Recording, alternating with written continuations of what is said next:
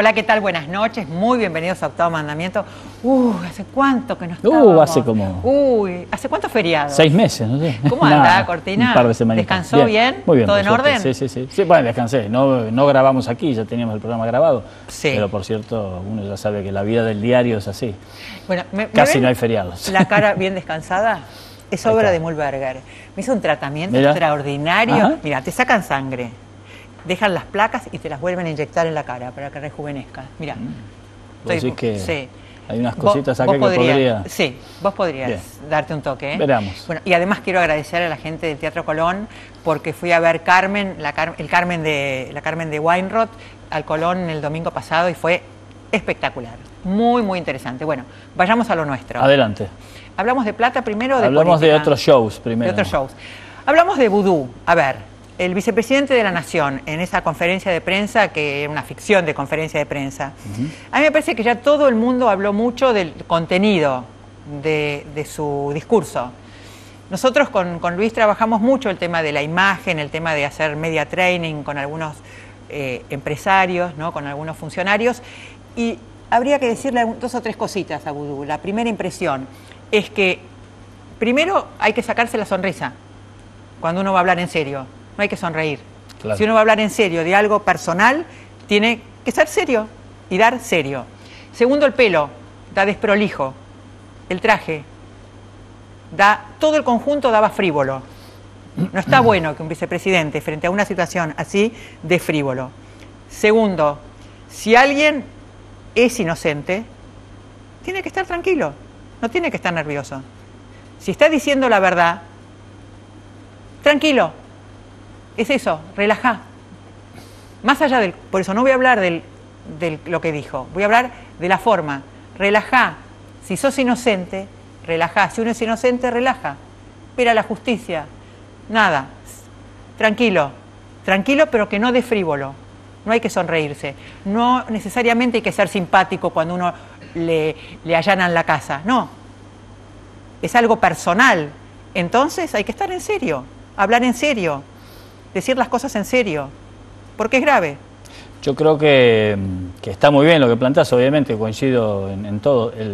Yo creo que el punto aquí es justamente cuando inevitablemente las formas se conectan con el fondo, ¿no? Como decís, si uno sabe que es inocente, si sabe que está diciendo la verdad, ¿por qué va a estar nervioso? Y la verdad, más allá del juicio de valor que dará la justicia en su momento, el vicepresidente estaba muy nervioso.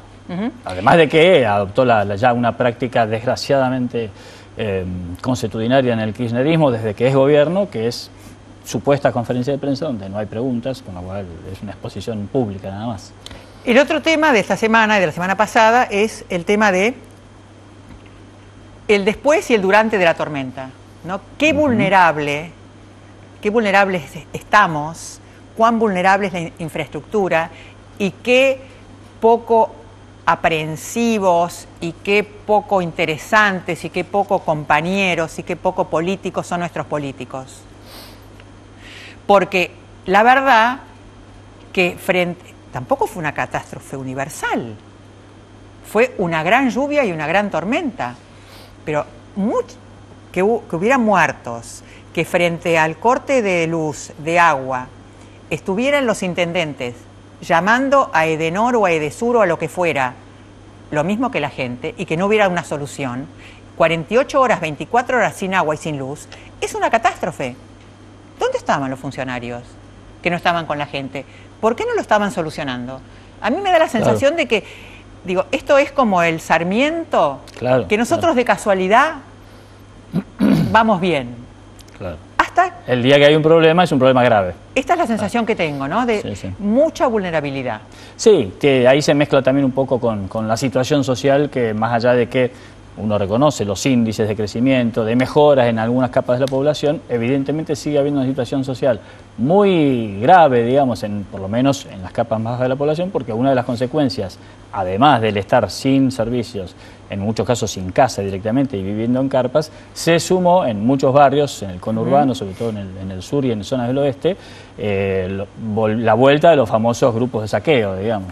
Directamente obviamente era una guerra de pobres contra pobres, ¿no? Iban a robarse lo poco que tenía esa pobre gente que había perdido la casa, digamos. Y frente a eso tampoco había una solución más allá de cierto patrullaje que, por cierto, en algunas zonas estuvo bastante ausente, ¿no? Ahora, y otra cosa quiero preguntarle, que ya Dele. casi es un tema personal. A ver. ¿Cuánto es el aumento sin subsidio? Si alguien pagaba... En las facturas de servicios. En las facturas de servicio. Por ejemplo, luz. Si alguien pagaba 80, le vino una factura de 600. Ajá. ¿En base a cómo sería? 6 veces más, claro. ¿6 veces más?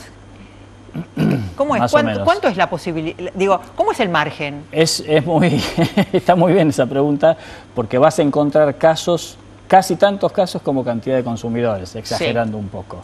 ¿Por qué? En primer lugar, como sabemos, el consumo estuvo fuertemente subsidiado en todas las zonas, sobre todo el área metropolitana, en mayor medida, y no había un parámetro de subsidio. Es decir, no es que consumías más, te subsidiaban más o menos, no. Había un subsidio que era prácticamente directamente igual para todo el mundo. A la hora de tener que pagar la tarifa plena, en realidad no era la tarifa, sino que era sobre el consumo, eso se puede transformar en un golpe muy fuerte. Y no es parejo porque también los métodos de cálculo no están muy claros. ¿Pero qué es ojímetro? No es estrictamente ojímetro, pero tiene que ver con tus consumos del año pasado y si este año consumiste un poquito más o un poquito menos de esos consumos y te hacen un cálculo. En el caso del gas, por ejemplo, sí es casi ojímetro, porque tiene que ver con el consumo estimado, no con el consumo real. Bueno, entonces dejémoslo pasar. Ya vamos de todas a ver. formas, bueno... ¿Hay una queja? ¿Se puede ir a algún lado? Sí, bueno, ahí están las direcciones de defensa del consumidor, están los propios entes reguladores que no suelen dar muchas soluciones en este caso. Porque están absolutamente cooptados por el gobierno, entonces primero piden instrucciones y después te responden, ¿no? Bien. ¿Ahora vamos a hablar de plata? Vamos a hablar de plata, uno de los temas que vos planteaste al principio, nuevamente esta semana promete ser claves y algo que nunca se dijo en el periodismo, semana clave para el destino de YPF. Parece ser que hay dentro del gobierno quien está empezando a pensar un poco con la cabeza más fría y diciendo, me parece que con YPF nos chocamos contra la pared. Esto es, la presidenta, varios de sus funcionarios estuvieron analizando desde la expropiación lisa y llana hasta la intervención del Estado, hasta la recompra de acciones por parte del ANSES, cosa que después fue desmentida, pero nunca estuvo del todo claro si era un proyecto o no. Y en todas ellas, nada menos que el cerebro, podemos decir, de este gobierno, Carlos Zanini, llegó a la conclusión de que todas significaban problemas y serios para el gobierno si se tomaba cualquiera de esas medidas en lo posterior. Esto es, ya no peleamos con Estados Unidos, ya nos peleamos con la Unión Europea, además nos vamos a pelear con España, que por cierto no está viendo con muy buenos ojos los límites a las importaciones que aplica el gobierno, ¿no? Es parte de esta protesta ante la OMC, pero por cierto, ya meterse con la principal inversión de España en América Latina seguro y tal vez una de las principales en el mundo, ya puede ser muy grave y por eso puede dar a sanciones mucho más fuertes también.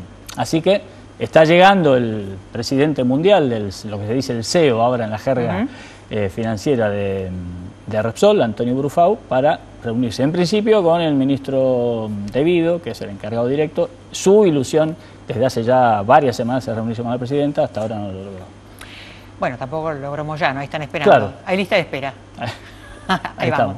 Hoy tenemos un invitado que para mí es muy interesante, se llama Federico Pinedo, es presidente del bloque del PRO en la Cámara de Diputados, y le vamos a preguntar, ¿no?, si lo que diferencia a Macri, el valor agregado es la gestión. Él cree que está bien la gestión de Macri, cree que está sumando militantes el PRO, o es el elenco estable. Ya volvemos, auspiciantes.